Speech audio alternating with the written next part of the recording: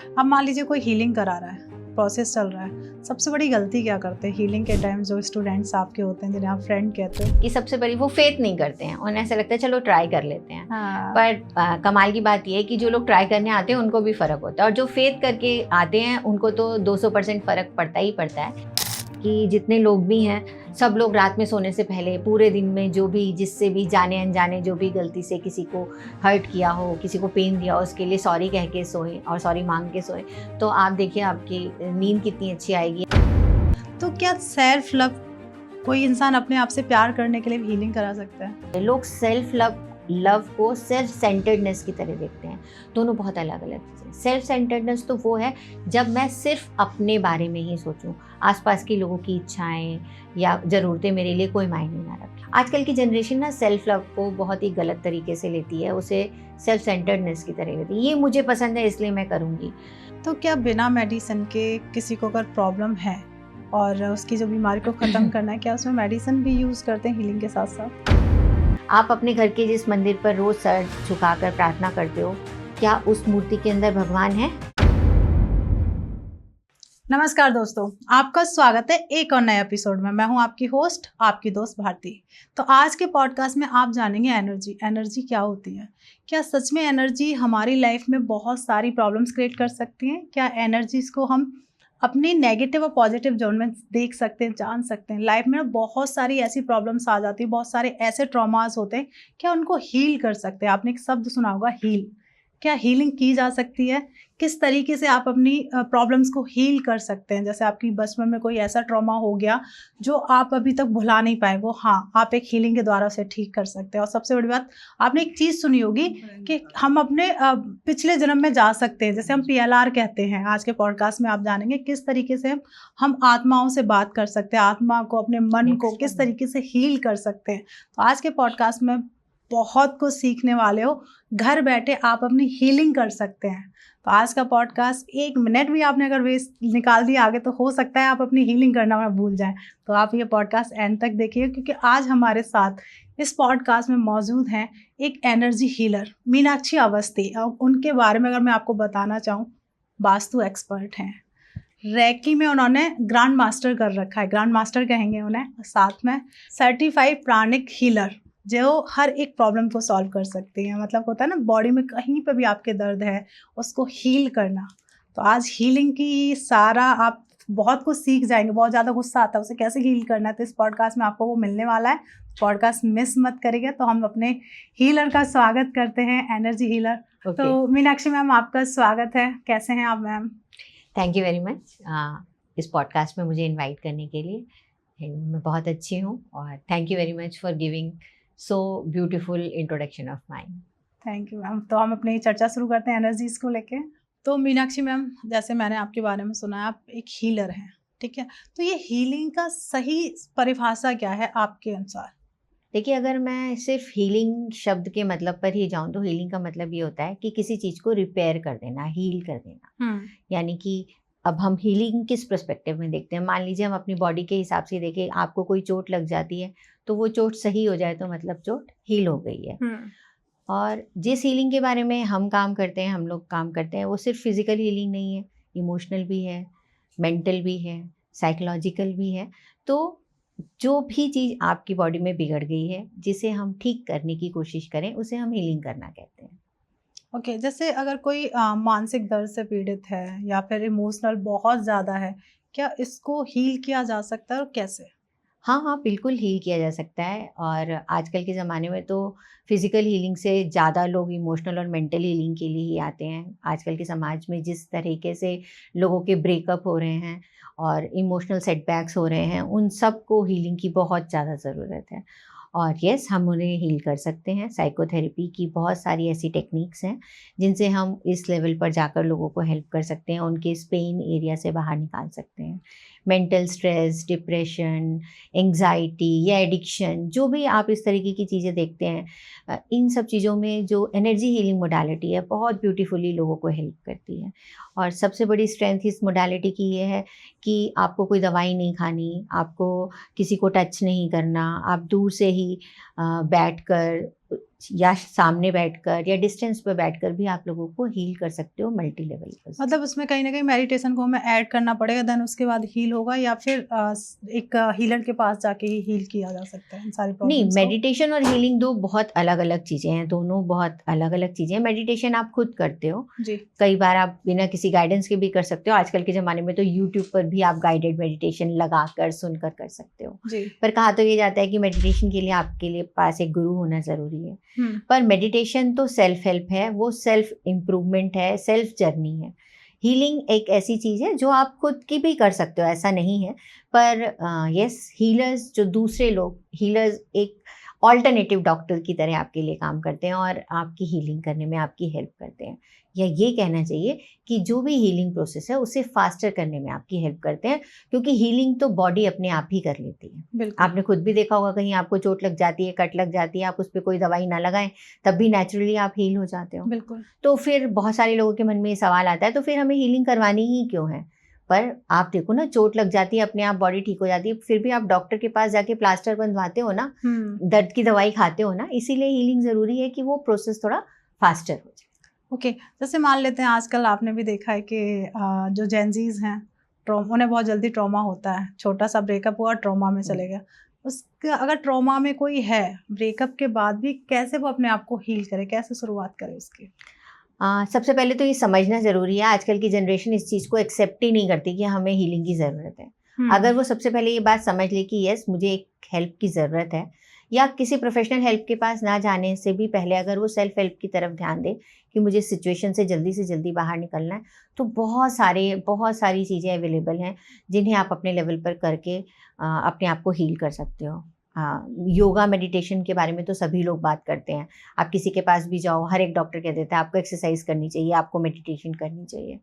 पर यस, एक टेक्निक होती है जिसे हम कहते हैं कॉर्ड कटिंग। ओके। वो सेल्फ रिलेशनशिप और ट्रॉमा या ऐसी इमोशनल हीलिंग्स में जिसमें आप पुरानी चीज़ों से बाहर निकल के नहीं आ पा रहे हैं, उसके लिए जो हमारी कॉर्ड कटिंग टेक्निक है वो बहुत ब्यूटीफुली काम करती है और इतनी इजी टेक्निक है, आप खुद भी कर सकते हैं। हाँ, किसी के बहुत ज़्यादा डीप रूटेड ट्रॉमाज होते हैं या डीप रूटेड इमोशंस होते हैं, उनके लिए प्रोफेशनल हेल्प की ज़रूरत पड़ती है। पर ये एक ऐसी टेक्निक है जिसे आप अपनी हेल्प खुद तुरंत कर सकते हैं। और पता नहीं कितने लोगों के साथ मैंने ये हीलिंग ट्राई करी है, ट्राई करना गलत वर्ड होगा, हीलिंग मैंने उनकी करी है और उसके 100% रिजल्ट्स मिले हैं। स्पेशली रिलेशनशिप हीलिंग को लेकर ये टेक्निक बहुत ब्यूटीफुली काम करती है। जब आप अपने पास से पीछा नहीं छुड़ा पाते, तब ये कॉर्ड कटिंग टेक्निक मुझे लगता है कि हर एक बंदे को आनी चाहिए और हर एक बंदा इससे अपनी हेल्प कर सकता है। क्या बात है। मैं यहाँ पर ज़रूर अपने जो भी सुनने वाले लोग हैं उनको कॉर्ड कटिंग की एक सिंपल सी टेक्निक बताना चाहूँगी, जिससे कि वो सब लोग अपने लिए सेल्फ हेल्प कर पाएँ। जी बहुत ईज़ी है कि आपने सुना होगा सॉल्ट बाथ लेना चाहिए। लोग जी। इस चीज़ को बहुत लाइटली लेते हैं, पर सॉल्ट बाथ एक ऐसी टेक्निक है जिससे कि आप अपने जो नेगेटिव और अनऑथराइज्ड कॉर्ड्स हैं, जिनकी आपको अब ज़रूरत नहीं है, जो आपके लिए एनर्जी सकर का काम कर रहे हैं, उन्हें वॉश ऑफ कर देते हैं। ओके। वैसे भी आप जब नहाते हैं, पानी भी एक बहुत अच्छा मीडियम है, आप देखते हैं आपको फ्रेश लगता है। फ्रेश क्यों लगता है? जो चीज़ अनवांटेड है वो हट गई। केवल ऊपरी डर्ट या बैक्टीरिया ही आपकी बॉडी से नहीं हटे, जी एनर्जेटिकली भी बहुत हद तक आपका ऑरा क्लीन हो जाता है। जी। पर अगर हम कॉर्ड्स के बारे में स्पेसिफिकली बात करें तो सॉल्ट बाथ एक बहुत अच्छा मीडियम हो सकता है। पर उसके अलावा एक बहुत ईजी सा तरीका है, आप अपनी इस हैंड को विजुअलाइज करिए कि एक बहुत शार्प नाइफ है।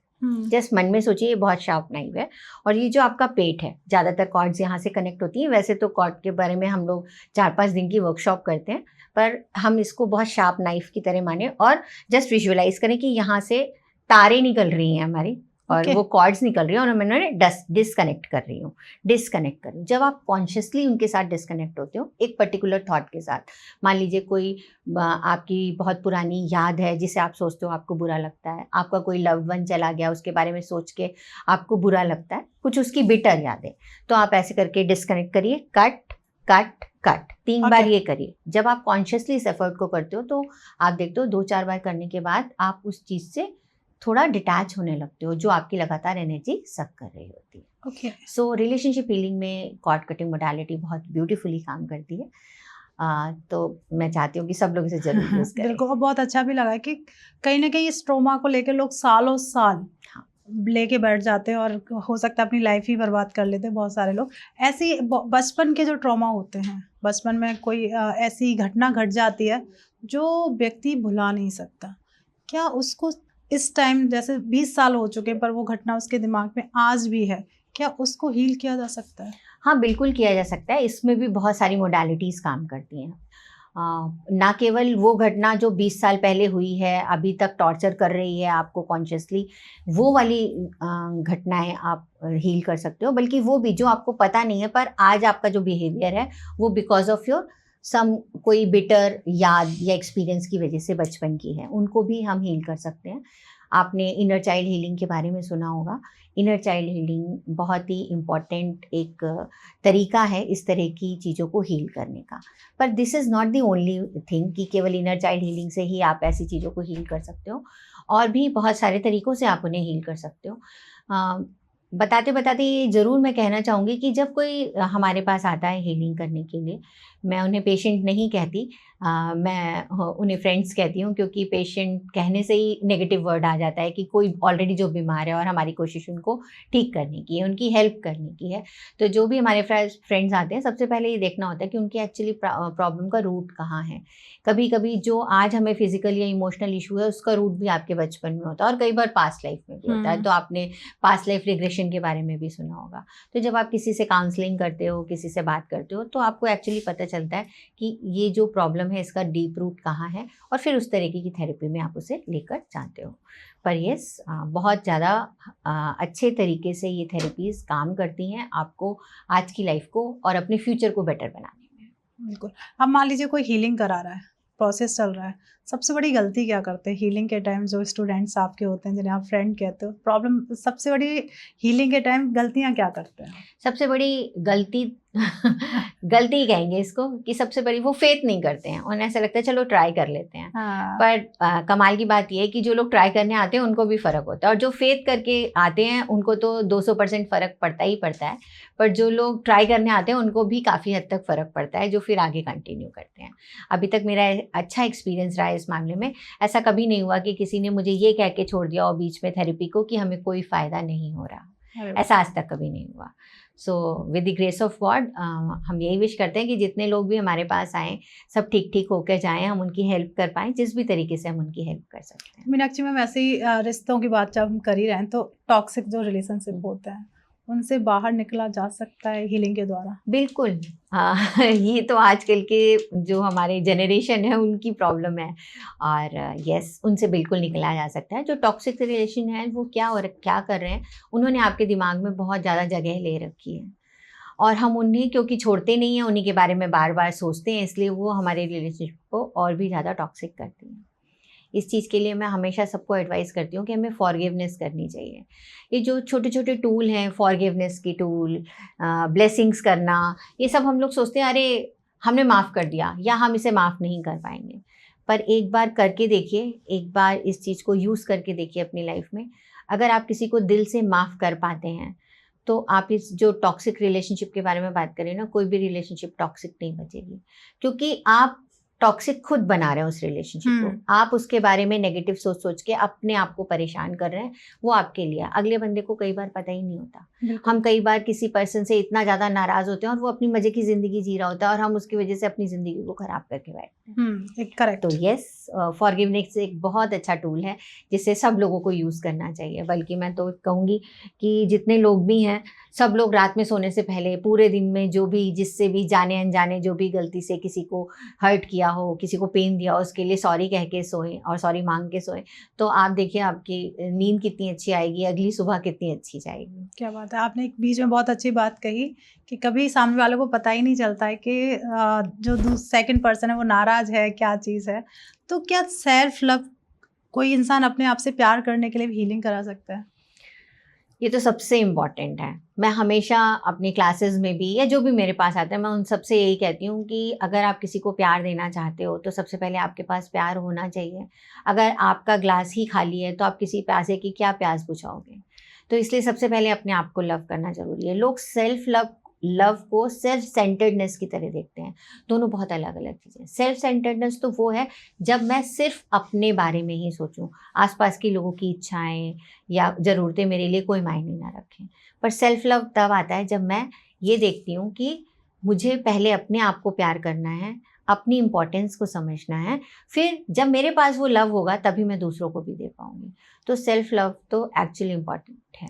आजकल की जनरेशन ना सेल्फ लव को बहुत ही गलत तरीके से लेती है, उसे सेल्फ सेंटर्डनेस की तरह लेती है। ये मुझे पसंद है इसलिए मैं करूँगी, या मुझे ट्रैकिंग पे जाना है तो मैं जाऊँगी, कोई आए या ना आए। मेरे को खाना बनाना नहीं पसंद है तो मैं नहीं बनाऊँगी, या मैं ये कर रही हूँ, मेरी मर्जी वाला जो एटीट्यूड है वो सेल्फ लव नहीं है, बिल्कुल भी नहीं है। सेल्फ लव वो है कि जब मैं अपने आप को इम्पोर्टेंस दूँ। सेल्फ लव हमें किसको सिखाना चाहिए? अगर मैं आसपास अपने देखती हूँ तो सबसे पहले जो हमारी मम्मियाँ, चाचियाँ, मासियाँ थी, उनको सबसे पहले सेल्फ लव सिखाना चाहिए कि वो सेल्फलेसली दूसरों की हेल्प करती थी ना, अपने आप को पीछे रखती थी। एक छोटा सा एग्जाम्पल हम बचपन में देखते थे, घर में खाना बना, कोई चीज़ कम पड़ गई तो उन्होंने सबको खिला दिया, अपने लिए नहीं रखी। तो ऐसा भी सरेंडर नहीं करना है। उनको याद रखना है कि हम गार्बेज बॉक्स नहीं हैं, हमें भी सब चीज़ें चाहिए, हमें भी चाहिए। त्याग एक अलग चीज़ है, प्यार एक अलग चीज़ है, कंपैशन एक अलग चीज़ है, पर अपने आप की अपनी ज़रूरतों का ध्यान देना। जैसे कि मैं वर्किंग वूमन हूँ, आप भी एक वर्किंग वूमन हैं, हम दोनों लोग काम कर रहे हैं, हम यहाँ से घर जाएंगे तो हमारे बच्चे भी हैं, हमारे हस्बैंड भी हैं, हमारी फैमिली भी है, बिल्कुल ठीक है। तो सब लोग अपने अपने लेवल का काम करेंगे, अपने अपने लेवल का आराम करेंगे, पर हमें उसमें ये नहीं भूलना चाहिए कि हम क्योंकि वाइफ हैं या हम लेडी हैं तो हम घर आए हैं तो हमारे ऊपर ही सारी रिस्पॉन्सिबिलिटी है काम करने की, और हम अपनी हेल्थ को पीछे रख दें, अपनी आराम को पीछे रख दें, ऐसा हमें नहीं करना चाहिए। आजकल की जनरेशन की उसमें बोलूँ तो self grooming is very important, है ना, क्योंकि आप भी तो जाके अपना फेस दिखाओगे ही ना ऑफिस में, आपकी ग्रूमिंग भी इक्वली इंपॉर्टेंट है। इसलिए self love, actually self healing बहुत ईजी तरीका है। आप अपने आप को बहुत आराम से सेल्फ हील कर सकते हो और बहुत छोटी छोटी चीज़ों से कर सकते हो। कुछ जो आप छोटी छोटी चीज़ें बता रही हैं हमारी ऑडियंस को बताएंगे, वो अपने आप से कैसे अपने आप को हील कर सकते हैं? सेल्फ लव या सेल्फ हीलिंग के लिए सबसे इजी तरीका है, आप मेडिटेशन करें। जब आप मेडिटेशन करते हैं तो एक्चुअली आपको पता चलता है कि आप खुद सेल्फ इंट्रोस्पेक्शन करते हैं, उसमें आपको पता चलता है हमने क्या गलत किया, क्या सही किया। और जब हमें ये पता चल जाता है कि हमने क्या गलत किया तो हम उसे ठीक करने के लिए ओपन हो जाते हैं। तो किसी भी हीलिंग का सबसे पहला इंपॉर्टेंट स्टेप होता है कि आपको पता हो कि आपको हीलिंग चाहिए, है ना। क्योंकि अगर आप कोई बहुत, मान लीजिए शराब पीने का एडिक्टेड है, आप उससे बोलो कि तुम्हें एडिक्शन हो गया है तो हम तुम्हारी थेरेपी करा देते हैं, तो वो कहेगा कहाँ, मुझे तो पसंद है इसलिए मैं शराब पी रहा हूँ, या what ever for that matter, कुछ भी कर रहा हो वो। तो उसे पहले रियलाइज़ होना चाहिए। तो जब हमने ये जाना कि हमारे क्या प्रॉब्लम है, हमें इसे ठीक करने की ज़रूरत है, ये एक फर्स्ट स्टेप है, ठीक है। तो इसलिए मेडिटेशन हमेशा सब लोग ही इस चीज़ को कहते हैं। दूसरा बहुत अच्छा तरीका है कि हम बस एक शांत कोना ढूंढ लें। अपने घर का कोई भी कोना हो सकता है, कहीं पर भी आप बैठ सकते हैं, ज़मीन पे बैठ सकते हैं, चेयर पे बैठ सकते हैं। बस अवॉइड करना चाहिए अपना स्लीपिंग बेड, जिसके ऊपर हम सोते हैं, क्योंकि उस बेड पे हम बहुत सारे मल्टी इमोशंस के साथ लेटते हैं, तो वो हमें डिस्टर्ब ना करे। बैठ जाइए आप आराम से, आंखें बंद करिए और जस्ट विजुअलाइज करिए यूनिवर्स से एक बहुत ही ब्यूटीफुल पॉइंट ऑफ लाइट आ रही है और आपके क्राउन चक्र से आपकी बॉडी के अंदर जा रही है। और बॉडी में जो भी, और धीरे धीरे स्प्रेड हो रही है, जैसे अभी फोरहेड पे स्प्रेड हो रही है, फेस पे स्प्रेड हो रही है, चेस्ट पे स्प्रेड हो रही है, दोनों हाथों में स्प्रेड हो गई, पीठ पे स्प्रेड हो गई, नीचे चली गई। ऐसा आप जस्ट विजुअलाइज करिए धीरे धीरे उस लाइट को स्प्रेड होते हुए। और बस इंटेंशन ये रखिए कि ये जो वाइट लाइट, जो यूनिवर्स की लाइट है, ये मेरी बॉडी के जितने भी फॉल्ट्स हैं, चाहे वो फिजिकल हैं, चाहे वो इमोशनल हैं, चाहे वो मेंटल हैं, उन सबको रिमूव करती जा रही है। और बस एंड में विजुअलाइज करिए कि वो आपके पैरों के तलवे से निकलते हुए वो लाइट मदर अर्थ में डीप इनसाइड जा रही है। तो बस ऊपर से लाइट आ रही है और नीचे को जा रही है। इस प्रोसेस को जितनी स्लोली करोगे उतना ज़्यादा आप रिलैक्स फील करोगे। सो एक बहुत अच्छा सेल्फ हीलिंग का तरीका है जो हम विजुअलाइजेशन के थ्रू कर सकते हैं। और ऐसे ही बहुत सारे विचार आते हैं मन में, बहुत सारे थॉट्स कंटिन्यूसली होता है ना कि फास्ट ट्रेन चलती जा रही है, ऐसे हमारे थॉट्स चलते जा रहे हैं। उनको हील अगर कर लेते हैं, क्या हमारी लाइफ की, रियल लाइफ में जितनी भी प्रॉब्लम्स हैं, क्या उन्हें ठीक किया जा सकता है? हमें थॉट्स को हील करने की ज़रूरत नहीं है। वो तो भगवान जी ने उसका मैकेनिज़्म ऐसा बनाया है कि पूरे दिन में 60-65 हज़ार थॉट्स आपको आएँगे ही आएँगे। तो वो आएँगे। अपना काम कर रहा है, आप उसके पीछे क्यों परेशान हो? अपने थॉट्स को सही करने की कोशिश करो, क्योंकि सिंपल सी बात है, अगर आपका लिवर काम नहीं करेगा तो आपकी बॉडी में प्रॉब्लम आ जाएगी, हार्ट काम नहीं करेगा। इसी तरह माइंड का भी ये काम है, वो थॉट्स आएँगे ही आएँगे। वो उसका काम है, वो उसे करेगा ही करेगा। अगर हम हीलिंग के पॉइंट ऑफ व्यू से कहते हैं तो उन विचारों को रेगुलेट करने की ज़रूरत है। हुँ, जो नेगेटिविटी की तरफ जा रहे हैं उन्हें कॉन्शियसली रोक के पॉजिटिविटी की तरफ ले जाओ, तो हीलिंग प्रोसेस चालू हो जाएगा। तो बिल्कुल भी किसी भी विचार को रोकने की ज़रूरत नहीं है, उसको रिडायरेक्ट करने की ज़रूरत है ओके। कि इधर नहीं जाना है, इधर जाना है। और हुँ, जैसे ही आप अपने साथ आँख बंद करके 5 मिनट बैठते हैं, बस कॉन्शियसली सोचिए कि हम क्या सोच रहे हैं, इस चीज़ पर ध्यान दीजिए। और अगर आपको लगे कि ये नेगेटिव है, तो बोलो भई हमें नेगेटिव नहीं सोचना है, हम ये पॉजिटिव वाली चीज़ सोचेंगे, और बस उस तरफ चले जाएँ। आप रात में सोने से पहले बेड पर लेट जाते हैं जब, तो ज़रा 5 मिनट 2 रुक के सोचिए कि मैं क्या सोच रही हूँ? और उस वक़्त अगर आप अपने नेगेटिव थॉट्स को रोक के पॉजिटिव थॉट्स की तरफ जाने लगे, और पॉजिटिविटी सोचते-सोचते मे बी शुरुआत में आपको ऐसा लगे कि मैकेनिकली मैं कर रही हूँ, यार ऐसे तो नहीं होता। अभी तो मैं ये सोच रही थी कि कल ऑफ़िस में ये है, उसको जाके वो कहूँगी, ये काम करना है, वो काम करना है, ये नहीं हुआ तो ये हो जाएगा, ये नहीं हुआ तो ये हो जाएगा। एक छोटा-सा प्रोसेस दिमाग में चल रहा है। पर मैंने क्या कहा, अरे नहीं, मुझे ये नहीं सोचना, मुझे ये सोचना है कि कल मैं ऑफ़िस जाऊँगी, कल मैं आधे घंटे पहले पहुँच जाऊँगी और सबके आने से पहले अपने इस काम को कर लूँगी, और सब लोग आएँगे बहुत खुश हो जाएँगे, या हुँ, मेरे बॉस बहुत खुश हो जाएँगे कि wow! You did really well. इस थॉट के साथ आप सो जाइए और सुबह अपनी एफिशिएंसी को देखिए। तो बस सिंपल सिंपल से चेंजेस हैं। लोग हीलिंग प्रोसेस को बहुत ज़्यादा ऐसे समझते हैं कि बहुत कॉम्प्लिकेटेड प्रोसेस है, ऐसा नहीं है। स्मॉल स्टेप्स का एक छोटा-छोटा स्टेप आपको आपकी सेल्फ हीलिंग की तरफ ले जाता है। और अगर आप एक हैप्पी ह्यूमन बीइंग हैं, तो आप अपनी सराउंडिंग्स में भी लोगों को हैप्पी रखते हैं। क्या बात है। तो मैम एक पर्सनल सवाल मैं आपसे पूछ सकती हूँ, हाँ क्योंकि जी। ये हम टॉपिक पे जो चर्चा कर रहे हैं, हीलिंग के टॉपिक पे चर्चा कर रहे हैं। जैसे अभी आपने बताया आप एक हीलर हैं, आप रेकी हीलर भी हैं, टैरो कार्ड रीडर भी हैं। इससे पहले आप क्या करते थे? कैसे आपका इधर आपने अपना प्रस्थान किया? कैसे आपको इंटरेस्ट आने लगा इधर की तरफ? अगर एजुकेशन वाइज़ देखें तो मैंने चार्टर्ड अकाउंटेंसी की पढ़ाई करी है, और उसके बाद फिर क्योंकि शौक था, फैशन डिज़ाइनिंग भी पढ़ाई करी, उसका भी डिग्री कोर्स किया। बट ये जो हीलिंग वाला अगर प्रोसेस है, कहाँ से मेरा एक्चुअली इंक्लिनेशन हुआ, एक बार की बात है जब मेरा फैशन डिज़ाइनिंग के बाद मैंने अपना बुटीक खोला था, तो उस हुँ, समय मेरे को पैर में चोट लगी थी। एड़ी में दर्द होने लगा था एक्चुअली। तो मेरी एक दोस्त थी, वो प्राणिक हीलिंग करती थी। ओके। उसने मुझे बोला, मीनाक्षी दीदी आइए, मैं आपकी ये हीलिंग से ठीक कर दूँगी। तो मैंने कहा अच्छा। उसने मेरी हीलिंग करी, और ट्रस्ट मी, उस बार पहली बार मैंने प्राणिक हीलिंग का और हीलिंग का फॉर दैट मैटर पहली बार नाम सुना था। पामिस्ट्री तो मेरे पापा भी पहले से किया करते थे, तो मैंने उनको करते हुए देखा, या एस्ट्रोलॉजी, न्यूमरोलॉजी, जो ऐसी वाली मोडालिटीज़ हैं, इनके बारे में तो पता था।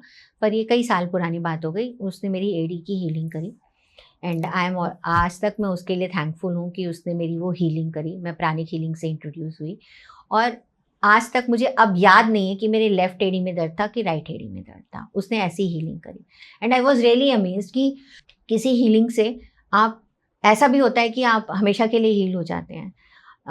और तब से मैंने हीलिंग के बारे में पहली बार ये बात सुनी। इट्स बीन लाइक 12-12 साल हो गए होंगे, 12-13 साल हो गए होंगे। उसके बाद मेरी उस फ्रेंड का ट्रांसफ़र हो गया, उसके हस्बैंड ट्रांसफरेबल जॉब में थे, तो हमने गूगल किया what is this pranic healing, और फिर मैंने प्राणिक हीलिंग की क्लास करी। आज मैं सर्टिफाइड प्राणिक हीलर हूँ, and I am really proud. उसके बाद प्राणिक हीलिंग के बाद ये जर्नी वहीं नहीं रुकी। हमने रेकी भी सीखी, हमने हिप्नोसिस भी सीखा। मैं क्लिनिकल और स्पिरिचुअल हिप्नोथेरेपिस्ट हूँ। इसके बाद ईएफटी एक मोडालिटी होती है, कॉर्ड कटिंग के बारे में मैंने आपको बताया, क्रिस्टल्स के बारे में पढ़ा। ये तो नेवर एंडिंग जर्नी है, और अभी भी चली ही जा रही है, और मल्टी मोडालिटीज़ के साथ एक्सपर्टीज़ लेते गए, और आज जो भी हमारे पास आते हैं हमारे फ्रेंड्स अपने आप को हील कराने के लिए, तो देखते हैं कि उनको किस मोडालिटी से हेल्प कर सकते हैं, और फिर उनकी काउंसलिंग के बाद उनकी हीलिंग करते हैं। ब्यूटीफुल। बट येस, मेरे को बिल्कुल भी रिग्रेट नहीं है कि मैंने वो वाला अपना प्रोफ़ेशन छोड़ा, क्योंकि इस प्रोफ़ेशन में आने के बाद जब कोई ये कहता है ना कि हाँ, मेरा दर्द ठीक हो गया, या हाँ, I am all right, I am feeling good, तो वो जो सैटिस्फैक्शन की फीलिंग है ना, वो उसका कोई भी कंपैरिजन नहीं है, कोई भी कंपैरिजन नहीं है। और मनी की जहाँ तक बात है, ये तो कहते हैं बाय प्रोडक्ट है उसका। सेटिस्फेक्शन जो है, जो आपके सामने आता है बंदा इतनी परेशानी से लेकर, और 4-5 सीटिंग के बाद इतनी खुशी खुशी आपको थैंक यू कहते हुए जाता है, तो फिर ऐसा लगता है कि we should be grateful to the God कि उन्होंने हमें इस तरफ की आने के लिए प्रेरणा करी और हम इस तरफ आए। क्या बात है। तो क्या बिना मेडिसिन के किसी को अगर प्रॉब्लम है और उसकी जो बीमारी को ख़त्म करना है, क्या उसमें मेडिसिन भी यूज़ करते हैं हीलिंग के साथ-साथ? देखिए, ये बहुत अच्छी बात आपने पूछी, क्योंकि लोग हीलिंग को बहुत इस तरीके से क्रिटिसाइज़ भी करते हैं और कई लोग इसकी पावर को भी समझते भी हैं। बट कोई भी हीलर, कोई भी जेन्युइन हीलर जो है, वो कभी भी आपसे ये नहीं कहता कि आप डॉक्टर के पास मत जाइए, आप दवाइयाँ मत खाइए, क्योंकि ये एक अल्टरनेटिव हीलिंग टेक्निक्स हैं। ये आपकी फिजिकल बॉडी पे डायरेक्ट नहीं काम कर रही हैं, आपकी एनर्जी बॉडी पर काम कर रही हैं। इसीलिए हम लोग क्या करते हैं, हम हमेशा अपने क्लाइंट से कहते हैं कि आप डॉक्टर के पास जाइए, अपने आप को डायग्नोस करवाइए। अगर कोई फिजिकल लेवल पर कोई पेन है, उसके बारे में मैं बात कर रही हूँ, और वो जो डॉक्टर डायग्नोसिस लेते हैं, फिर उस डायग्नोसिस के हिसाब से हमें पता चलता है अच्छा इस पर्टिकुलर बॉडी पार्ट में प्रॉब्लम है, तो हमें कौन सी चक्रा को हील करना है, कौन सी बॉडी ऑर्गन की तरफ ध्यान देना है, वो हमें हेल्प करता है। और कभी भी कोई भी एक जेन्युइन हीलर जो होता है, कभी आपको ये नहीं कहता कि दवाइयाँ रोक दीजिए, हम आपको ठीक कर देंगे, बल्कि हम दवाई खाते हुए हीलिंग करवाते हैं, तो हमारी जो हीलिंग प्रोसेस है वो फास्टर हो जाता है। जैसे मैंने भी आपको एग्जांपल भी दिया था कि अगर आपको फ्रैक्चर हो जाता है, तो आप अगर प्लास्टर लगाते हो तो आपकी हीलिंग, क्योंकि हड्डी तो अपने आप ही जुड़ रही है, उसमें प्लास्टर कुछ नहीं कर रहा है, ठीक है ना, बिल्कुल एक जगह स्थिर रख बिल्कुल। रहा है। और अब क्या होगा, प्लास्टर उसकी हीलिंग को तेज करेगा, और जो एनर्जी हीलर्स हैं उस एनर्जी और हीलिंग के प्रोसेस को, उस हड्डी जुड़ने के प्रोसेस को और फास्टर करेंगे, वहाँ पे होने वाली पेन में आपको रिलीफ देंगे। सो इसलिए ये 2 लेवल पर काम करती है। तो बिल्कुल भी किसी डॉक्टर के पास नहीं जाना, सिर्फ हीलर के पास ही जाना है, ऐसा बिल्कुल भी नहीं है। जब आपको डॉक्टरी हेल्प की ज़रूरत है तो आप ज़रूर जाइए। तो मीनाक्षी मैम, ऐसे ही जब हम नेगेटिव एनर्जी की बात कर रहे थे कि बॉडी के कोई ऐसे पार्ट होते हैं कि जहाँ पे हमारी नेगेटिव एनर्जी स्टोर हो जाती है, जमा हो जाती है? बॉडी के पार्ट्स हाँ बिल्कुल होते हैं। सबसे पहले तो मैं यही कहूँगी कि हमारा ऑरा ही खराब हो जाता है। अब ऑरा के बारे में भी सबसे पहले जिन लोगों को नहीं पता उनको पता होना चाहिए। ऑरा जो है हमारे आसपास एक इनविजिबल बॉल है जो हमारे एनर्जी को रिफ्लेक्ट करती है। बहुत ही लेमैन लैंग्वेज में अगर हम बताते हैं तो जो हमारे आसपास की नेगेटिव एनर्जी सबसे पहले हमारे ऑरा को इफेक्ट करती है। क्योंकि अगर आपने देखा होगा किसी से हम मिलते हैं तो हमें बहुत अच्छा लगता है, किसी से हम मिलते हैं तो हमें बहुत बुरा लगता है, क्योंकि उसकी एनर्जीज वैसी हैं और हमारा ऑरा उस एनर्जी पर रिएक्ट करता है। जो ये नेगेटिव एनर्जी डेफिनेटली हमारे जो डिफरेंट हमारे चक्रास हैं, आपने 7 मेजर चक्रास के बारे में बात सुनी होगी, पर केवल 7 चक्रा ही नहीं है, और भी बहुत डीपर लेवल पर चक्रास हैं। पर हाँ, हम 7 चक्र के बारे में ही अगर बात करते हैं तो उनमें वो एनर्जी जाकर रुक जाती है। हर एक चक्रा कोई ना कोई बॉडी ऑर्गन को कंट्रोल कर रहा होता है, ऐसा समझ सकते हैं। जी। तो वो जो नेगेटिव एनर्जी है वो धीरे धीरे चक्रा में स्टोर होती है और फिर वो रिफ्लेक्ट होने लगती है एक पर्टिकुलर बॉडी ऑर्गन के ऊपर। तो फिर आप देखते हो कि वो बॉडी ऑर्गन में कोई मेल फंक्शन होता है जिसकी वजह से आपको कोई फिजिकल इशू होता है।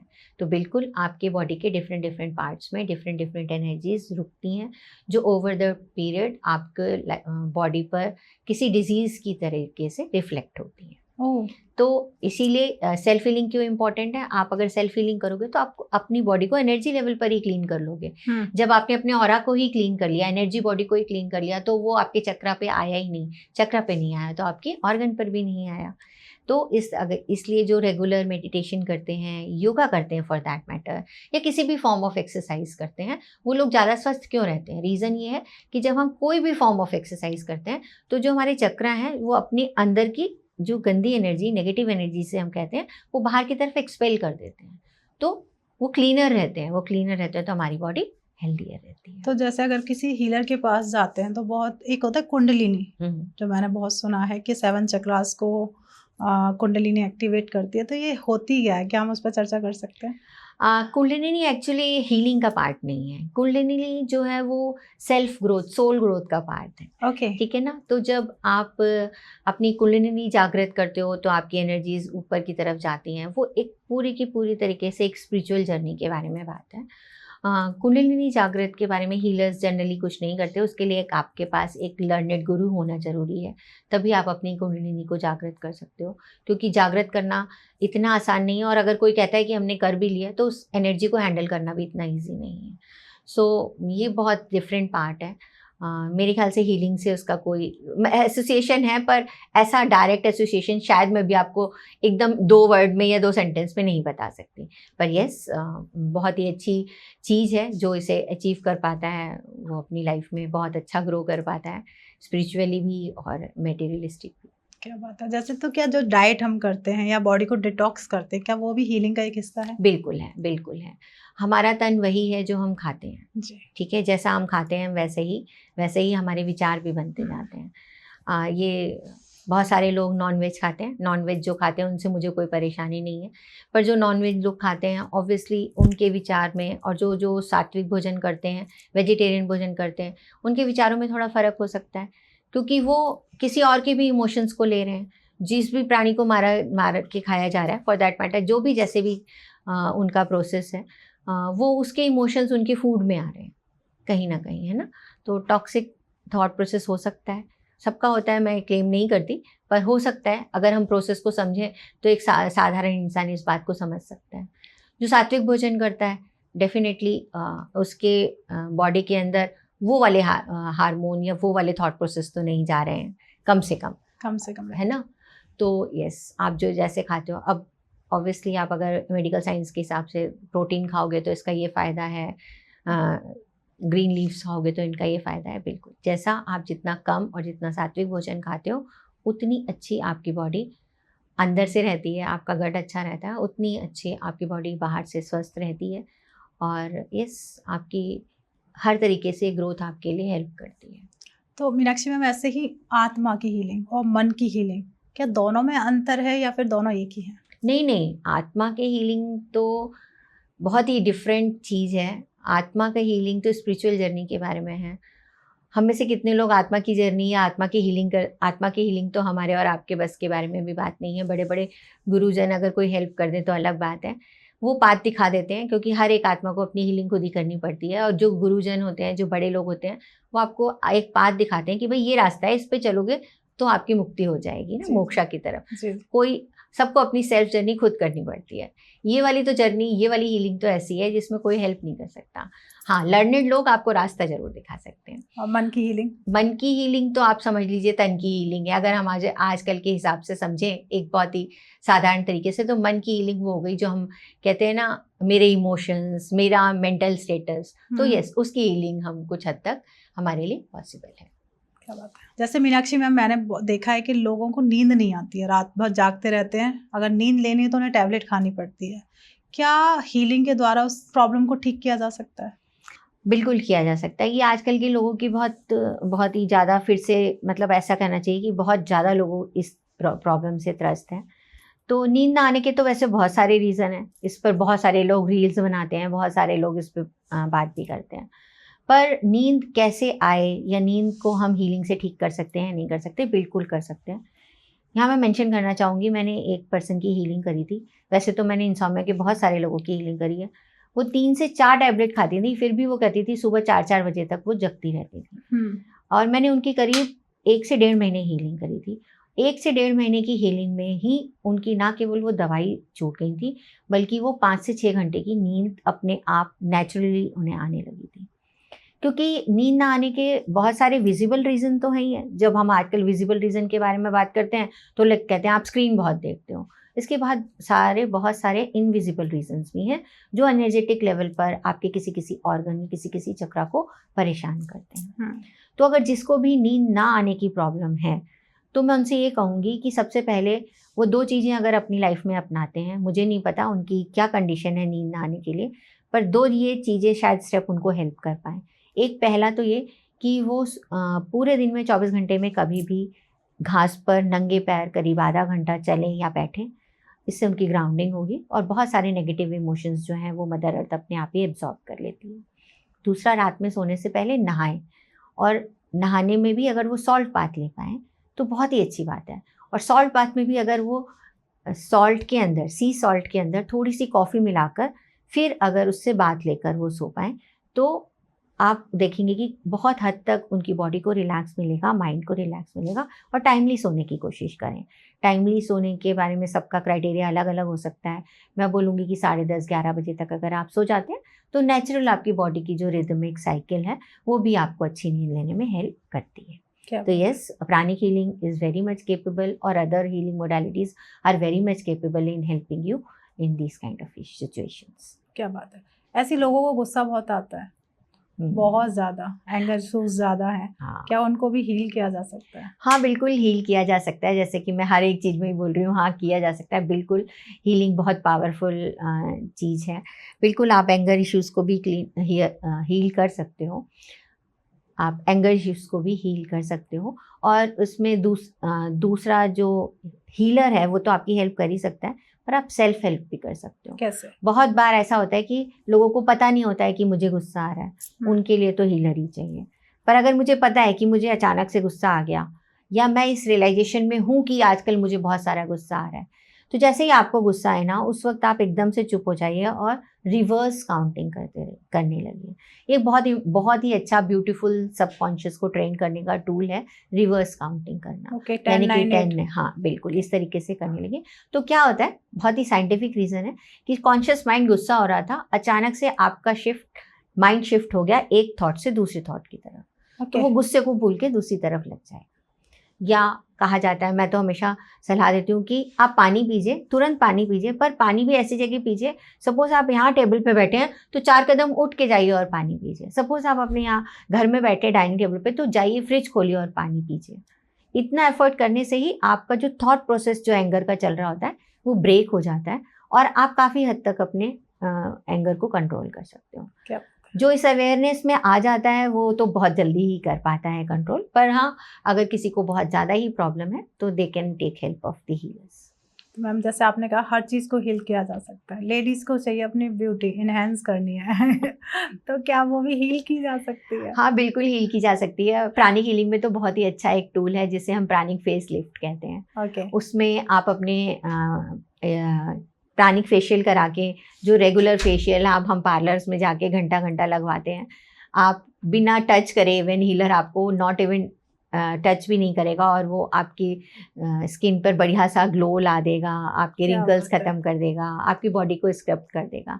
जैसी चाहिए, मुझे डबल चिन नहीं चाहिए, मेरे को अपनी आईब्रो लिफ्ट चाहिए। हाँ, ये प्रोसेस थोड़ा-सा टाइम टेकिंग ज़रूर है, पर आपको बहुत ही विज़िबल रिज़ल्ट विदिन 24 आवर्स दिखने लगते हैं। क्या बात तो है। बहुत ही सुंदर तरीका है। आप इसको बिल्कुल यूज़ कर सकते हैं। अपना एक्सपीरियंस ज़रूर बताना चाहूँगी। इसी में एक ये टीनेज गर्ल जो कि यहाँ दुबई में रहती थी, तो उसके यहाँ बहुत पूरी बॉडी में, पूरे फेस में, पूरे आर्म्स में, बैक में उसको पीसीओडी का प्रॉब्लम था और बहुत सारे एक्ने थे। मैंने डिस्टेंस हीलिंग करी थी, यहीं से अपने इंडिया से ही बैठ कर दुबई में उसकी हीलिंग करी थी और it's been like 2 years now. उसके सारे पिंपल्स, सारे एक्ने ख़त्म हो गए और आज तक वापस भी नहीं आए। अगर आप मेरे इंस्टा पर कभी जाओ, मेरे पेज पर विज़िट करो, तो उसका टेस्टिमोनियल उसमें पड़ा हुआ है। वैसे तो बहुत सारे केसेस हैं, पर कुछ लोग टेस्टिमोनियल बनाकर दे देते हैं, तो कभी-कभी हम लोग पोस्ट भी कर देते हैं। तो येस, बहुत ही ब्यूटीफुली आप अपनी ब्यूटी को भी एनहांस कर सकते हो। तो आज जैसे आपने टीनेजर की बात की, तो एक जैसे आपने पहले भी बता चुके हैं कि ट्रॉमा हील हो सकता है। जैसे गर्लफ्रेंड बॉयफ्रेंड का जब ब्रेकअप हो जाता है, क्या उसे भी हील किया जा सकता है? वो अपने ब्रेकअप से दूर जा सकता है?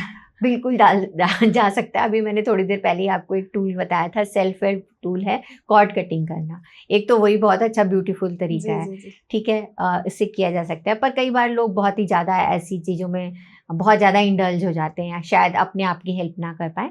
तो येस, एनर्जी हीलिंग मोडालिटी, बहुत सारी ऐसी मोडालिटीज़ हैं जो आपको हेल्प करती हैं अपने इस तरीके के ब्रेकअप से निकलने के लिए या उसे कहना चाहिए आगे बढ़ जाने के लिए। ना लोग कहते हैं कि हम आगे नहीं बढ़ पाए, हम उसी रिलेशनशिप में रुके हुए हैं। पर हमें रिलेशनशिप से, ऐसे टॉक्सिक से रिलेशनशिप से बाहर निकल भी ज़रूर जाना चाहिए, क्योंकि देखते हैं हम लॉन्ग टर्म में वो आपकी लाइफ में बहुत ज़्यादा मेजर इम्पैक्ट देते हैं। जैसे कि आपने सुना हो कि कभी किसी के बचपन में कोई अब्यूज़ हुआ हो, वो ना बहुत डीप रूटेड चली जाती हैं। हमें सतही तौर पे पता नहीं चलता उनके कितने लॉन्ग टर्म में हमारे लाइफ में ऐसे विजिबल और इनविजिबल हमारे जो मतलब इनविजिबल इन द सेंस कि वो हमारे बिहेवियर में वो पैटर्न झलकने लगते हैं। बिल्कुल। तो इन सारी चीज़ों को ज़रूर हील करना चाहिए, बहुत लाइटली नहीं लेना चाहिए। टीनेज बच्चे जो होते हैं, जो नए नए रिलेशनशिप में फंसते हैं, वो बहुत जल्दी अटैच हो जाते हैं। और आजकल की तो कल की तो इतनी फास्ट मूविंग लाइफ है, एक बार नंबर एक्सचेंज हुए तो कब बातें दिन रात चलते चलते कितना इंडल्ज होता है उन्हें पता भी नहीं चलता है ना। हम लोगों के टाइम पे तो फिर भी लैंडलाइन के फ़ोन होते थे, कभी कभी फ़ोन पॉसिबल होता था, कभी कभी बात होती थी। पर आजकल की टेक्नोलॉजी के ज़माने में तो वीडियो कॉल भी लाइक आप you can see anybody anywhere anywhere any time, है ना। तो फिर बहुत ज़्यादा इंडल्ज भी हो जाते हैं। वैसे लोग आजकल कहते हैं कि आजकल के बच्चे बहुत प्रैक्टिकल हैं, बहुत जल्दी मूव ऑन हो जाते हैं, पर मेरा एक्सपीरियंस ऐसा नहीं है, वो इतनी जल्दी मूव ऑन नहीं होते हैं। कहीं ना कहीं स्कार्स रह जाते हैं उनके लाइफ में। तो यस, उसको ज़रूर हील करना चाहिए बिल्कुल। और एनर्जी हीलिंग मोडालिटीज़ कैपेबल हैं। कुछ नहीं आप कर सकते तो कुछ आप क्रिस्टल्स ही यूज़ कर सकते हैं, कोई आपको प्रॉपर तरीके से आपको सजेस्ट करे तो वैसा ऐसी चीज़ें भी कर सकते हैं। क्योंकि हर एक बच्चा नहीं जा पाता है हीलर के पास, हर एक, क्योंकि वही अभी तो फिर भी काफ़ी समाज में अवेयरनेस आ गई है, लोग साइकोलॉजिस्ट के पास जाना, साइकोथेरेपिस्ट के पास जाना टैबू नहीं समझते हैं, लेकिन फिर भी उन्हें आज भी दिमाग का ही डॉक्टर माना जाता है। बिल्कुल। तो हीलर के पास भी काउंसलिंग के लिए इतनी जल्दी लोग नहीं जा पाते। तो यस, लेकिन उन्हें इस चीज़ की अवेयरनेस रखनी चाहिए कि इस वुंड को, जो चाहे अभी छोटा लग रहा है, इसको जल्दी से जल्दी हील कर लेना चाहिए। क्या बात है। तो ऐसे मैम मैंने ना PLR के बारे में बहुत सुना है, ये क्या है PLR? PLR एक ऐसी थेरेपी है जिसमें आप खुद, जो क्लाइंट है, जो फ्रेंड हमारे पास आते हैं अपनी प्रॉब्लम को सॉल्व करवाने, वो खुद अपने सबकॉन्शियस के थ्रू अपनी पास्ट लाइफ को देखने की कोशिश करते हैं। अच्छा। कि जो आज की लाइफ में मुझे समस्या हो रही है वो कहाँ से उसका रूट है एक्चुअली, और वो वहाँ पर जाके उस रूट को हील करने की कोशिश करते हैं खुद अपने आप। इसमें आपको एक एक्सपर्ट की ज़रूरत होती है जो आपको उस जर्नी में उस वहाँ तक लेके जाए और फिर वापस आपको लेकर आए। ये बहुत ही ब्यूटीफुल थेरेपी है। बहुत सारी ऐसी प्रॉब्लम्स जिनके रूट्स हमें इस जन्म में नहीं मिलते, हमें क्या बोलते हैं, इनर चाइल्ड में या चाइल्डहुड में नहीं मिलते। मदर्स वूम से भी बहुत सारी प्रॉब्लम्स आती हैं, क्योंकि जब बच्चा मदर की वूम में होता है तो भी वो बहुत तरीके के थॉट प्रोसेस से जुड़ता है और उसमें बहुत चीज़ें वो बच्चे के ऊपर इफ़ेक्ट करती हैं। इसका एग्जाम्पल महाभारत में अभिमन्यु का एग्जाम्पल हम सबके सामने है। तो बहुत सारी चीज़ें वहाँ से भी आती हैं, क्योंकि मदर का एक थॉट प्रोसेस होता है, मदर की एक सर्कमस्टांसेस होती हैं जी। तो अगर वहाँ पर भी रूट नहीं मिलता तो कई बार उसका रूट पास्ट लाइफ में होता है। तो यस, लोग पास्ट लाइफ को सोचते हैं कि हम चले गए तो वहीं रह जाएंगे, क्या वापस नहीं आए तो क्या होगा। तो ऐसा कुछ नहीं है, क्योंकि आप खुद जाते हैं और आप सिर्फ अपने सबकॉन्शियस को ही डिकोड कर रहे होते हैं। आप यहीं लेटे होते हैं, वेरी मच आप यहीं होते हैं। और जब आप ऐसी थेरेपीज़ में जाते हैं तो आप बहुत ज़्यादा अवेयर होते हैं। उस वक्त आपका कॉन्शियस माइंड के साथ साथ आपका सबकॉन्शियस माइंड भी बहुत अवेयरनेस की सिचुएशन में होता है। जो चीज़ें हमें इस जन्म में याद नहीं आती, वो उस सिचुएशन में हमें पिछले जन्मों की भी याद आ जाती है। तो बहुत ब्यूटीफुल थेरेपी है, अगर सेंसिबली करी जाए तो बहुत बहुत लोगों की बहुत सारी प्रॉब्लम्स को सॉल्व करने में ये हेल्प करती है। तो मीनाक्षी मैम, आपने कहा कि हम अपने पास्ट लाइफ में जा सकते हैं, मतलब हमारे जो पिछले जन्म जितने हुए हैं, क्या वहाँ पे बहुत सारी सोल्स हैं, क्या उनसे बात की जा सकती है? जब आप पास्ट लाइफ में जाते हैं ना, तो उस लाइफ में जो आपके आसपास लोग होते हैं, आप बहुत बार आप उनको मिलते भी हैं, उनको देख पाते हैं, मिलते नहीं हैं, देख पाते हैं, आइडेंटिफाई कर पाते हैं। और बहुत सारे लोगों का ऐसा एक्सपीरियंस भी है कि वो वहाँ देख के आते हैं कि वो मेरे फादर थे जो अब यहाँ इस जन्म में मेरे हस्बैंड हैं। ऐसे लोगों के एक्सपीरियंसेस होते हैं, क्योंकि ग्रुप ऑफ सोल्स होती हैं। पर जो डिपार्टेड सोल के बारे में अगर हम बात करें, तो डिपार्टेड सोल्स के साथ भी बात करना बहुत सारे हीलर्स करते हैं।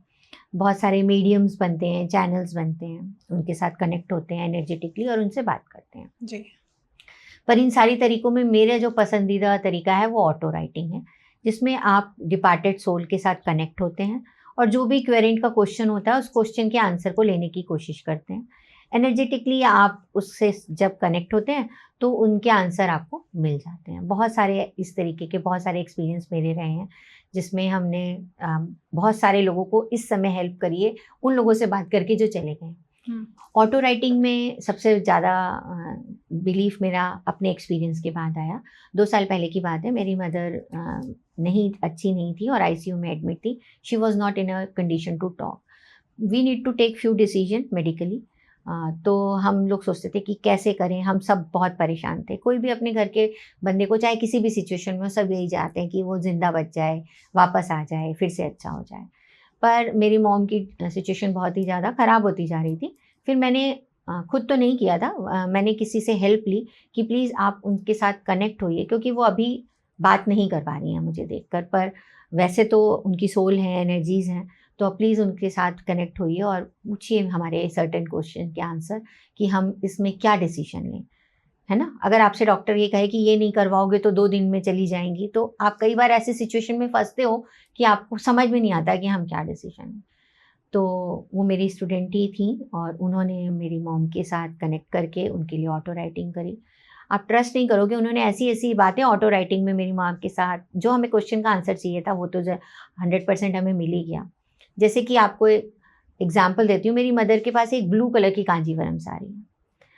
हमें याद भी नहीं था, मेरी मदर ने वो साड़ी खरीदी थी, तो होता है ना, मम्मी ये साड़ी मुझे बहुत पसंद है, आप मुझे दे दीजिएगा। मेरी मदर ने ऑटो राइटिंग में बोला कि वो साड़ी मेरी बेटी को दे देना।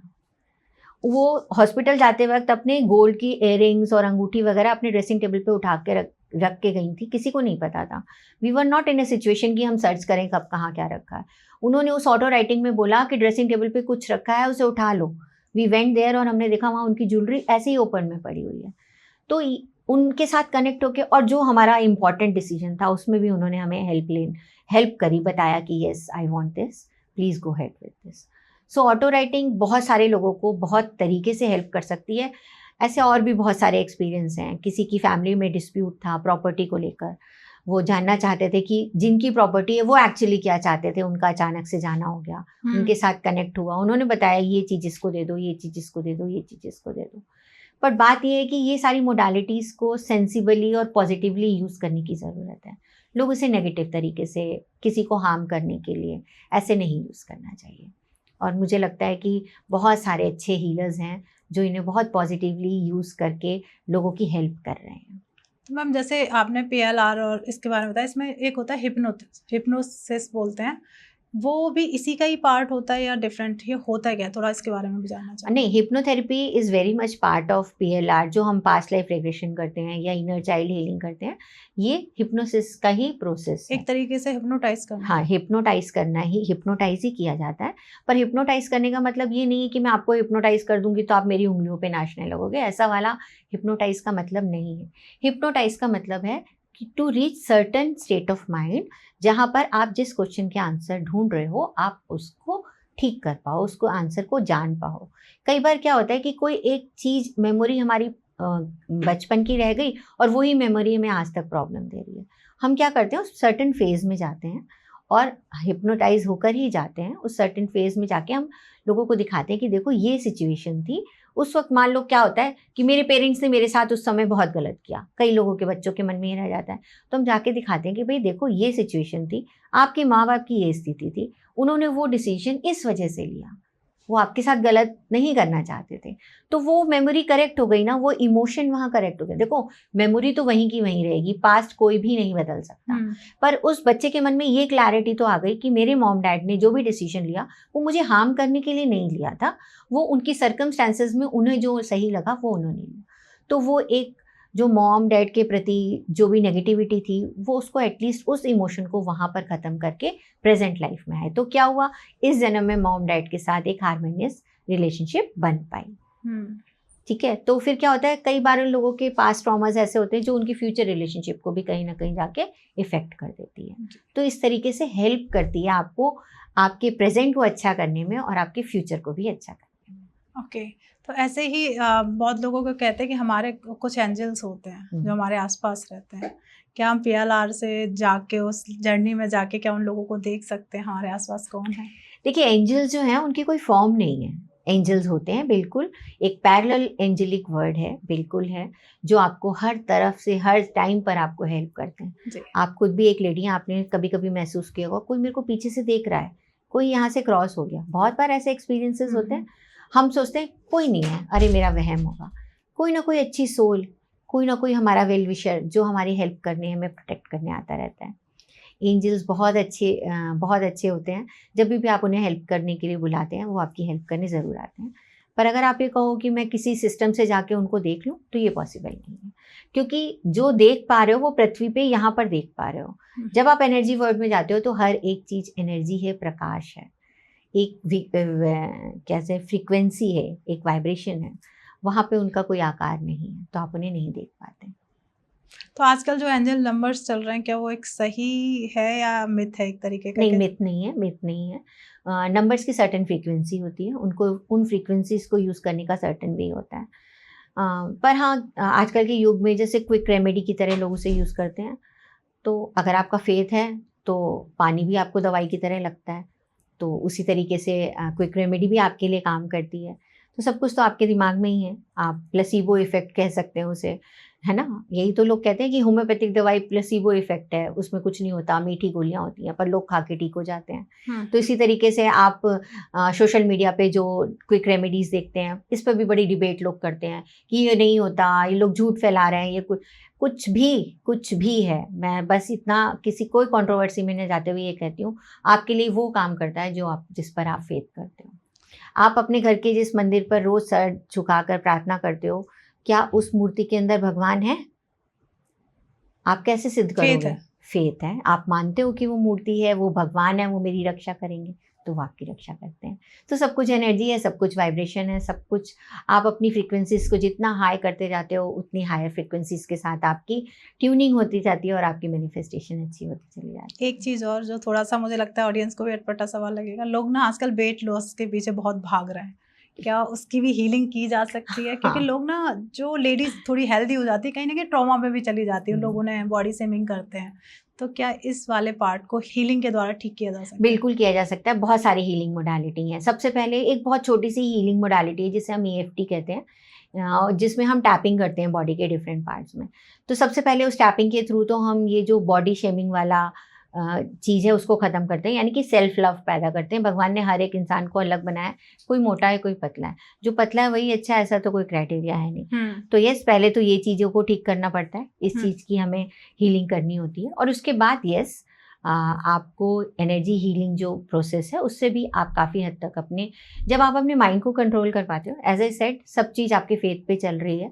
आप बिल्कुल आप बॉडी स्क्रप्टिंग भी कर सकते हो, वेट रिडक्शन भी कर सकते हो, वेट गेन भी कर सकते हो, अपने फेस को भी अच्छा बना सकते हो, अपने व्यवहार को भी अच्छा बना सकते हो, अपने आप को स्वस्थ भी कर सकते हो, अपने आप को हायर वाइब्रेशन पर भी आप ले जा सकते हो। क्या बात और ना केवल अपनी लाइफ में जो भी चाहो वो मैनिफेस्ट भी कर सकते हो, क्योंकि इस मैनिफेस्टेशन के लिए, अलग-अलग चीज़ों के मैनिफेस्टेशन के लिए अलग-अलग चक्र रिस्पॉन्सिबल है। और बहुत बार ऐसा नहीं होता है कि हर बार आपको प्रोफेशनल हीलर की ज़रूरत हो, बहुत बार आपको सेल्फ अवेयरनेस की ज़रूरत होती है। बिल्कुल, जैसा भी आपने मैनिफेस्टेशन की बात की, अफ़र्मेशन, वो किस तरीके से करनी चाहिए? उसका सही प्रोसेस क्या होता है? अफ़र्मेशन भी बिल्कुल काम करती हैं। जैसे मैंने थोड़ी देर पहले ही आपको पॉडकास्ट में बोला था कि हमारा दिमाग लगातार कोई ना कोई विचार लाता रहता है। नेगेटिव लाता है तो हम नेगेटिव को मल्टीप्लाई करते रहते हैं और पॉज़िटिव लाता है तो हम पॉज़िटिव। तो इसको बहुत सीधे तरीके से समझिए। एक आपका थॉट एक बॉल है। आपका थॉट एक बॉल है। तो आप मैनिफेस्ट करना चाहते हो कि मुझे एक Mercedes Benz navy blue colour की कार चाहिए। आपने एक विजुअलाइज़ किया। ये वो एक थॉट है, एक बॉल बन गई वो। जब भी आप मर्सिडीज़ बेंज के बारे में सोचोगे, उस बॉल में एक जाके एक और बॉल चिपक जाएगी। फिर आप एक और बार बात करोगे, फिर वही एक और बॉल। धीरे-धीरे वो बॉल इतनी बड़ी हो जाएगी कि यूनिवर्स में उस वाइब्रेशन को नोटिस होने लगेगा कि भई हमारे मीनाक्षी अवस्थी को ये मर्सिडीज़ बेंज चाहिए, तो वो आपके लिए मैनिफेस्ट हो जाएगी। पॉज़िटिव अफ़र्मेशन भी आपके माइंड को पॉज़िटिव ट्रैक पर सोचने के लिए ले जाते हैं। जैसे जब मैं कहती हूँ I am abundant, I am a money magnet, तो अगर मैं इस चीज़ को फेथ और बिलीफ के साथ करती हूँ तो मेरा सबकॉन्शियस इस चीज़ को मानने लगता है। क्या होता है, रिपीटेड हम जिस चीज़ को, इस चीज़ में सबसे ज़्यादा इंपॉर्टेंस 2 चीज़ों की है। एक कि आप फेथ के साथ करें और दूसरा रेपिटेशन के साथ करें, ठीक है? और तीसरा उसमें इमोशंस जोड़ दें और चौथा उसमें विजुअलाइजेशन जोड़ दें। जैसे ये 3-4 चीज़ों की कड़ियाँ पूरी होती हैं, आपका सबकॉन्शियस ये बिलीव करने लगता है कि ये मर्सिडीज़ नीले कलर की जो मर्सिडीज़ बेंज है, ये मीनाक्षी अवस्थी के लिए है और वो आप अपनी लाइफ में मैनिफेस्ट कर लेते हो। तो येस, इस चीज़ में डाउट नहीं होना चाहिए आपको। कोई भी अफर्मेशन आप करें बिल्कुल आपके लिए हेल्प करती है।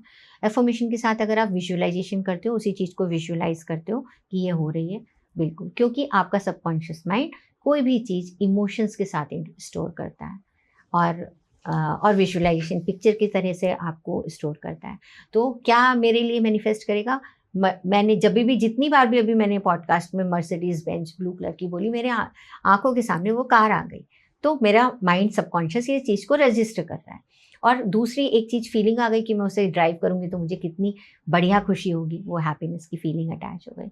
तो यस, अगर आप अफर्मेशन इस तरीके से करते हो तो बिल्कुल आपके लिए काम करती है। तो मीनाक्षी मैम, जैसे कोई हीलर के पास जा रहा है अपनी हीलिंग कराने के लिए, तो क्या उसके साथ कोई जाना चाहिए? अगर जाता है तो उसके साथ बैठे या दूर? कोई भी हीलिंग कराने अगर आता है तो हम कोशिश करते हैं कि वो हमारे साथ अकेले बैठे, क्योंकि जैसे कहते हैं ना, डॉक्टर से कुछ नहीं छुपाना चाहिए, एस्ट्रोलॉजर से कुछ नहीं छुपाना चाहिए, वैसे हीलर से भी कुछ नहीं छुपाना चाहिए, क्योंकि हमें पता नहीं होता कि जो हम प्रॉब्लम से जूझ रहे हैं उसका डीप रूट कहाँ है। जैसे अभी मैंने आपको एग्जांपल दिए, यहाँ तक कि पास्ट लाइफ में भी रूट्स होते हैं। तो अगर आप हीलर के पास जा रहे हैं तो आप अकेले जाइए और अपनी पूरी बात अच्छे तरीके से बताइए, जिससे कि हीलर आपकी रूट कॉज को जान पाए। किसी भी साथी की कोई ज़रूरत नहीं है। हीलर्स जो हैं बहुत ही ट्रांसपेरेंसी के साथ हीलिंग करते हैं। आप अगर मेरे ऑफिस में आओगे, मेरा जो हीलिंग स्पेस है ओपन स्पेस है, उसमें कांच के डोर लगे हुए हैं कि जो भी मैं अंदर कर रही हूँ बाहर से लोग आपको देख पाएंगे।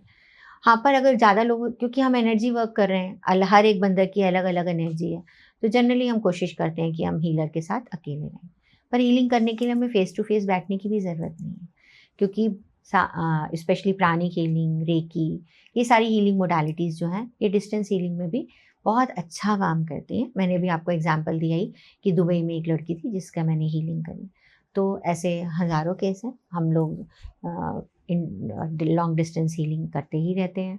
और आजकल के ज़माने में कोविड के बाद से लोग वैसे भी पर्सनली विज़िट करना के बजाय ज़ूम पर आ जाते हैं। तो मैं कोशिश ये तो करती हूँ कि आप ज़ूम पर आइए, आप मुझे देखिए, मैं आपकी हीलिंग कर रही हूँ। आपका इंटेंट बनता है कि yes, Meenakshi is doing my healing and I am getting heeled, है ना? इसका एक इंटेंट। अब उसके अलावा मैं कह दूँ कि मैं आपकी हीलिंग कर रही हूँ, आप टीवी देख रहे हो, तो मज़ा नहीं आता, है ना? आपका कॉन्शियस माइंड थोड़ा-सा अलर्ट होना चाहिए कि येस, मैं रिसेप्टिव मोड में हूँ।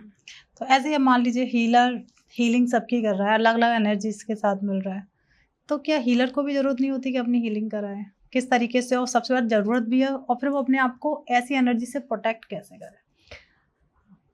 देखिए, इस क्वेश्चन के 2 आंसर हैं, हाँ भी है और ना भी है। पहली बात, येस, हीलर को अपनी हीलिंग करनी चाहिए। बिल्कुल करनी चाहिए, और कम से कम हफ्ते में 1 दिन ऐसा दिन ज़रूर रखना चाहिए जो वो सिर्फ़ अपनी सेल्फ हीलिंग करे और किसी की और की हीलिंग ना ले। पर सबका अपना-अपना शेड्यूल, अपना-अपना सोचना, ये मेरी पर्सनल वो है। और जहाँ तक आपकी बात रह गई कि आसपास की एनर्जी से अपने आप को कैसे सेव करें, तो यहाँ बहुत सारे तरीके हैं जिससे आप अपने आप को एनर्जेटिकली शील्ड कर सकते हो, सेफ रख सकते हो, कि आपको किसी और की नेगेटिविटी हर्ट ना करे।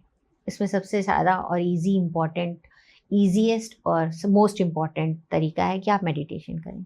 जब आप मेडिटेशन करते हैं तो आपका ऑरा अपने आप ही स्ट्रॉन्ग हो जाता है, और स्ट्रॉन्ग ऑरा के अंदर नेगेटिविटी नहीं आती। और अगर आ भी जाती है तो बहुत सारे तरीके हैं जिससे कि आप अपने आप को सेव कर सकते हो। आप उससे अपने आप को दूर कर सकते हो। जैसे कॉर्ड कटिंग हुई, एनर्जी हीलर्स भी यूज़ करते हैं। सॉल्ट बाथ हुआ, एनर्जी हीलर्स भी यूज़ करते हैं। अभी मैंने आपको एक विजुअलाइजेशन की टेक्निक बताई कि एक वाइट कलर की लाइट मेरे को हील कर रही है, तो हीलर्स भी यूज़ करते हैं। वो उस वाइट लाइट को अपनी बॉडी के अंदर ना ले जाके अपने ऑरा पे स्प्रेड करते हैं कि वहाँ से अगर कोई नेगेटिविटी है तो वो हट जाए। सो बहुत सारे हीलर्स के पास भी सेल्फ हेल्प के भी बहुत सारे टूल्स होते हैं। बिल्कुल। तो जो हमारे व्यूअर्स हैं अभी इस टाइम देख रहे हैं, तो सिर्फ आप एक हीलर की तरह काम करते हैं? अगर कोई रेकी या प्राणिक हीलिंग सीखना चाहता है, क्या आप वो भी सिखाते हैं? जो मैं बहुत सारी हीलिंग मोडालिटीज़ सिखाती हूँ, और बहुत सारी हीलिंग मोडालिटीज़ ज़रूरत के हिसाब से हीलिंग में यूज़ भी करती हूँ। उसके अलावा मैं वास्तु भी करती हूँ, वास्तु कंसल्टेंसी भी करती हूँ, सिखाती भी हूँ, पामिस्ट्री भी करती हूँ, टैरो भी करती हूँ। तो ये भी मेरे एरिया ऑफ एक्सीलेंस है। अगर कोई सीखना चाहता है तो तो वो किस तरीके बिल्कुल से कनेक्ट कर सकता है आपसे? मैं आपको अपनी वेबसाइट का लिंक दे दूँगी, आप बिल्कुल उस वेबसाइट पे जाइए, अपनी पसंद का कोर्स सेलेक्ट करिए और हमारे साथ कनेक्ट हो जाइए। क्या बात है। जो भी एनर्जीज़ के बारे में जानना चाहता है, रेकी है, लामाफेरा हीलिंग है, प्राणिक हीलिंग है, अगर इनके बारे में सीखना है, वास्तु के बारे में सीखना है, तो आप मैम से कनेक्ट कर सकते हैं। और पहली बात तो आप एनर्जी अपने आप को हील करना चाहते हैं तो मैम से कनेक्ट करिए, उनके सेशन लीजिए, पहले मैम के बारे में जानिए। और फिर मैम बड़े अच्छे से, जैसे अभी भी यहाँ पे बड़े प्यार से चीज़ें समझा रही हैं, मुझे लगता है हर एक स्टूडेंट आपका दीवाना ही होगा। तो बहुत अच्छा भी लग रहा है सबसे, मुझे बहुत अच्छा फील हुआ, ऐसा लगा कि हम एक एनर्जी के साथ बैठे हैं, बहुत पॉजिटिव एनर्जी है जो मुझे फील हुआ। तो मुझे लगा क्यों ना हम अपनी ऑडियंस को भी ये चीज़ बताएं। और जो हमारी ऑडियंस देख रही है उन्हें कुछ कहना चाहेंगे आप मैम? मैं सबको यही कहूँगी कि प्लीज़ अपनी सेल्फ हीलिंग पर ध्यान दें। सबसे इम्पोर्टेंटली अपने जो रिलेशन हैं जो आपको परेशान कर रहे हैं उनको फॉरगिव कर दें। This is very important. Forgive भी कई लेवल पर होती है, पर इनिशियली आपको मैकेनिकल लगे तब भी आप लोगों को फॉरगिव करते चलिए, वो आपकी खुद की पर्सनल हेल्थ के लिए। प्लस ब्लेस करें, आप जो देते हैं यूनिवर्स में वही आपको मिलता है, इसलिए लोगों को ब्लेसिंग्स दें। ब्लेसिंग्स दें तो आपको बदले में भर भर के यूनिवर्स भी ब्लेसिंग्स देगा। इस कामना के साथ thank you very much. God bless you all. Thank you so much ma'am, आप आए और Thank काफ़ी अच्छा लगा आपसे ये पॉडकास्ट पर इतनी सारी चर्चा की और बहुत कुछ सीखने के लिए मिला, उसके लिए तहे दिल से थैंक यू सो मच। और प्लीज़ इस पॉडकास्ट को जितना भी ज़्यादा हो जाए प्लीज़ आप शेयर ज़रूर कर दीजिएगा, क्योंकि हो सकता है आज आप बहुत परफेक्ट और बहुत अच्छी स्थिति में पर सामने वाला परेशान हो, आपकी एक शेयर से उसकी लाइफ चेंज हो सकती है। प्लीज़ आप अपने फ्रेंड्स और फैमिली के साथ शेयर कर दीजिए। और जो भी सवाल हैं आपके, बहुत सारे प्रश्न हैं जो आप पूछना चाहते हैं, तो उन प्रश्न को जाया मत जाने दीजिए। कमेंट में अपने प्रश्न डालिए, उसका आंसर मैम या मैम की टीम आपको देगी ही देगी। और प्लीज़ लाइक कर दीजिए और चैनल को सब्सक्राइब कर दीजिए, क्योंकि सब्सक्राइब करने में कोई भी चार्जेस नहीं लगते हैं, फ्री ऑफ कॉस्ट है। और मिलते हैं एक नए एपिसोड में, जब तक आप अपने घर में स्वस्थ रहें, मस्त रहें। राधे राधे।